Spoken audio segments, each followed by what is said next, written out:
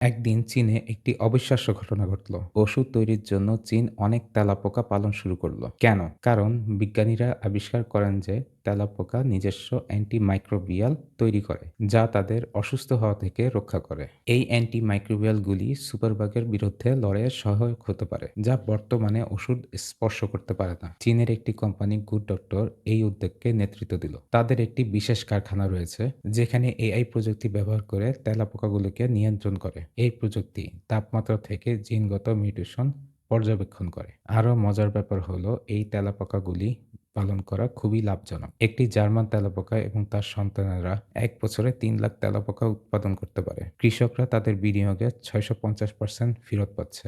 Good doctor company তেলাপোকা থেকে তৈরি ওষুধ বিক্রি করে $৬৮৪ মিলিয়ন আয় করেছে, যা ৪০ মিলিয়নেরও বেশি রোগী ব্যবহার করছে। এইভাবে তেলাপোকার অ্যান্টিমাইক্রোবিয়াল ক্ষমতা ব্যবহার করে চীনে ওষুধ তৈরি একটি বিপ্লব ঘটেছে এবং এটি প্রচুর মানুষের জীবন পরিবর্তন করেছে। এটি একটি সত্যি কাহিনী, যা প্রমাণ করে যে কখনো কখনো প্রাকৃতিক উপাদানগুলির মধ্যেই আমাদের সমস্যার সমাধান লুকিয়ে থাকে।